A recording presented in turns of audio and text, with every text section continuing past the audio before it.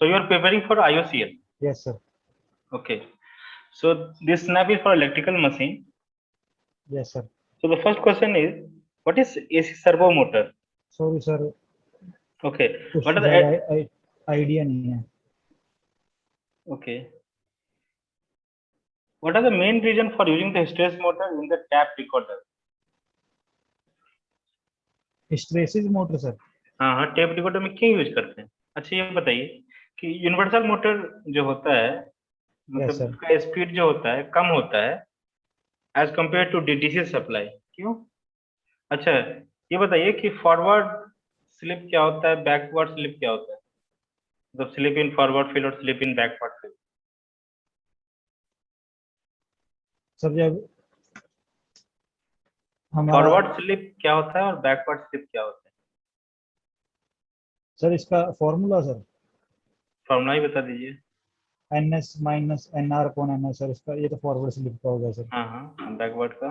और 2 minus S हो गया सर. अच्छा ये बताइए कि आप जो है सो सिंक्रोनस कंडेंसर से क्या समझते हैं, क्या होता क्या है ये?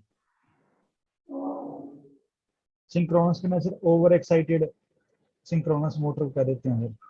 ये हमारा रिएक्टिव पावर सप्लाई करता है सर. जहाँ हमारा रिएक्टिव पावर कम हो जाता है सर, जैसे हमने ज़्यादा मशीन्स लगा दी तो वोल्टेज ड्रॉप ना हो हमारा ज़्यादा, इसलिए हम इसको पैरेलली कनेक्ट कर देते हैं सर. अच्छा ये बताइए कि हमारा जो मोटर का रेटिंग होता है वो हॉर्स पावर में ही क्यों किया जाता है? हॉर्स पावर में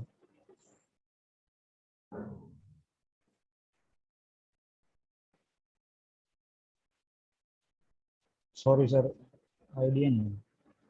अच्छा ये बताइए कि हमारा, अच्छा ये बताइए starting method of induction motor बताइए, कैसे हम स्टार्ट करते हैं?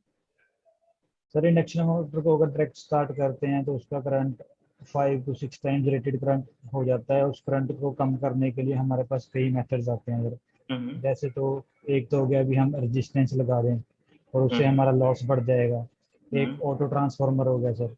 एक स्टार डेल्टा मेथड हो गया सर. ये सब मेथड्स हम यूज करते हैं. अच्छा ये बताइए कि रिलक्टेंस इंडक्शन मोटर का एडवांटेज क्या है? रिलक्टेंस इंडक्शन मोटर का सर एडवांटेज अच्छा ये बताइए कि स्टार्टिंग टॉर्क जो होता है वो जीरो होता है सिंगल फेज इंडक्शन मोटर में, क्यों? सर क्योंकि ऑसिलेटिंग हो जाता है सर. उसी टाइम पे हमें फॉरवर्ड डायरेक्शन में रोटेटिंग भी फील्ड मिल रही है और बैकवर्ड भी मिल रही है. इससे दोनों कैंसिल आउट हो जाती हैं. अगर हम उसे किसी फोर्स से किसी भी डायरेक्शन में घुमा रहे हैं तो उसी डायरेक्शन में घूमने लग जाएगा. अच्छा ये बताइए कि मतलब हम कैसे रिवर्स करेंगे शेडेड पोल मोटर को डायरेक्शन? कैसे रिवर्स करेंगे किसे sir? Salient shaded pole motor का, सैलिएंट पोल मोटर का डायरेक्शन शेडेड कम करना. Shaded shaded shaded pole motor को हम कैसे रिवर्स कर सकते हैं? सर क्लियर नहीं है. शेडेड पोल मोटर को how can we reverse the direction of a rotation of a shaded pole motor?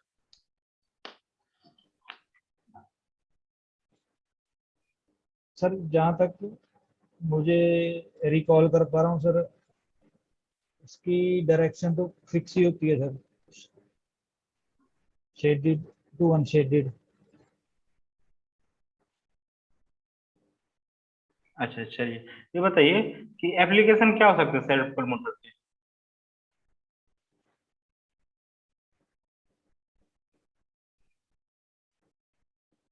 Sir stepper Motors में यूज हो सकता है सर. ये और स्मॉल रेटिंग एप्लीकेशंस के लिए सर जितने भी हैं.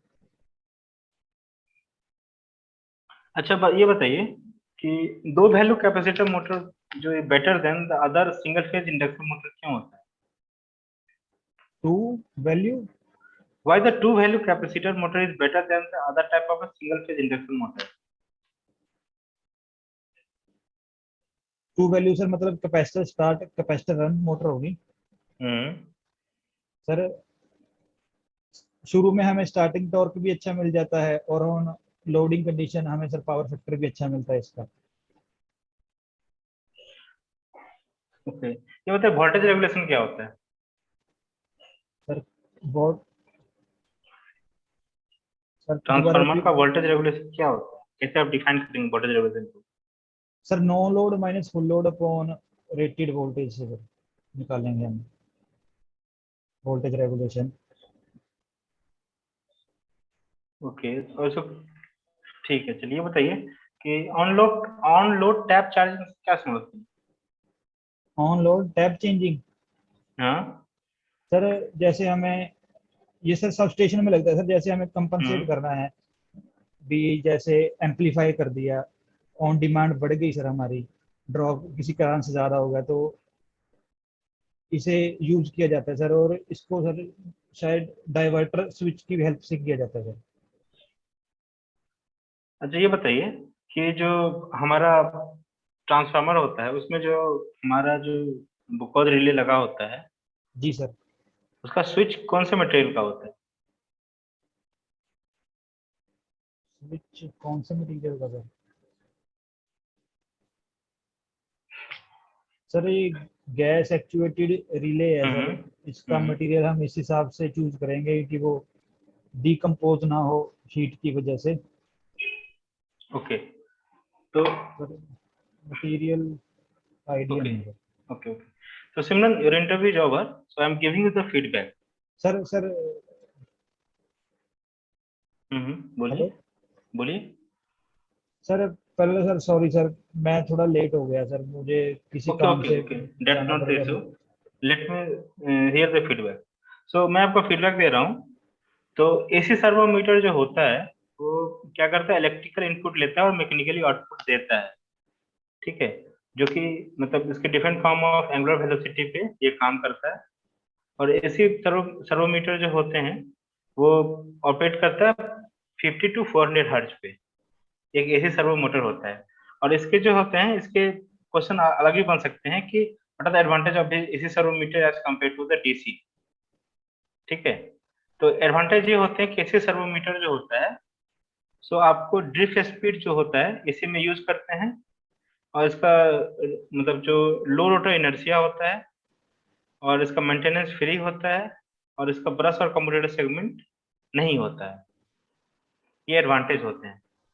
ठीक है, और उसके बाद मैंने पूछा हिस्टैरिसीस मोटर ये क्यों यूज होता है टेप रिकॉर्डर में? क्योंकि जो होता है हिस्टैरिसीस मोटर मेरा कांस्टेंट स्पीड मोटर रोटर होता है, और इसीलिए ये टेप रिकॉर्डर में यूज होता है, और नॉइज फ्री होता है। उसके बाद मैंने आपसे क्वेश्चन पूछा था कि speed speed of universal motor ये कम क्यों होता है, मतलब why motor is less with AC supply as compare to the DC supply. इसका ये कारण हो सकता है कि स्पीड टॉर्क जो कैरेक्टरिस्टिक हम बनाते हैं एसी ऑपरेशन का, वो लाइज करता है मेरा lower as compare to the DC operation. इसके कारण क्या है कि हमारा जो रिएक्टेंस वोल्टेज है, यानी कि आई और एक्स एफ और एक्स एफ ए का जो कंपोनेंट होता है, जो एसी ऑपरेशन में होता है, जैसे कि ये जो होता है, जैसे ये हो गया, और हमारा स्पीड ड्रॉप कर जाता है। इस कारण से जो है हमारा जो करंट और टॉर्क जो होता है ये कम होता है। उसके बाद मैंने पूछा था कि स्टार्टिंग टॉर्क की zero in single phase induction motor क्या होता है, ये आपने सही बताया था कि वो बैकवर्ड और फॉरवर्ड जो होता है वो सेम होता है, और एक ही जगह पे वो वाइब्रेट करने लगता है। उसके बाद मैंने आपसे क्वेश्चन पूछा था कि मोटर का रेटिंग जो हॉर्स पावर में क्यों होता है। कॉमन क्वेश्चन इंटरव्यू में पूछे जाते हैं। क्वेश्चन इसका ये है कि जेम्स वाट जो है, जो कि स्टीम इन्वेंट इन्वेंट किए थे, तो उन्होंने क्या किया था, मैथमेटिकली जो इक्वेट करने के लिए हॉर्स मतलब हॉर्स पावर इंजन बनाया था। और वो क्या किया था कि दो मतलब बड़े हॉर्स को एक लोड को पुल पुल करने के लिए 150 पाउंड का पुल कराए थे 2.5 मील पर आवर की रिस्पेक्ट में। तो इस कारण से हमारा जो रेटिंग होता है मोटर का, वो हॉर्स पावर में लिया जाता है। और उसके बाद मैंने मैंने सिंक्रोनस कंडेंसर के बारे में पूछा था। तो सिंक्रोनस कंडेंसर आपने सही सही बताया था कि over excited synchronous synchronous motor होता है। उसके बाद मैंने आपसे क्वेश्चन पूछा था कि हम सेट पोल मोटर का डायरेक्शन कैसे रिवर्स कर सकते हैं। जिन क्वेश्चन के बारे में आपको नहीं मालूम हो, बोलिए कि sir this time I will not, I don't memorize the thing. उसमें आप ये मत बोलिए कि ये नहीं होता, नहीं आता है तो ये मत बोलिए। इसमें हम डायरेक्शन रिवर्स कर सकते हैं। और सेट पोल मोटर का जो डायरेक्शन होता है वो हम डिजायर कर सकते हैं अगर हम दो पोल प्रोवाइड प्रोवाइड हम कर दें। वन पोल जो है ईच एंड पे बाय द ओपन सर्कुलेटिंग, एक ओपन कर देंगे और वन साइड और एक को शॉर्ट कर देंगे, तो हम जो है उसको डायरेक्शन को रिवर्स कर सकते हैं। ठीक है। और एप्लीकेशन ऑफ सर्वो मोटर, ये चिप मोटर होता है, इसका लो पावर रेटिंग होता है, एफिशिएंसी जो इसकी लो होती है, तो ये कॉमनली कहाँ कहाँ यूज हो सकता है? वेंडिंग मशीन में, एडवर्टाइजिंग डिस्प्ले में, जहाँ पे कम एफिशिएंसी का प्रयोग हो सके। तो आप usages of motor, usages of induction motor, usages of DC motor, और इन सब चीजों को देख लीजिए। ओके।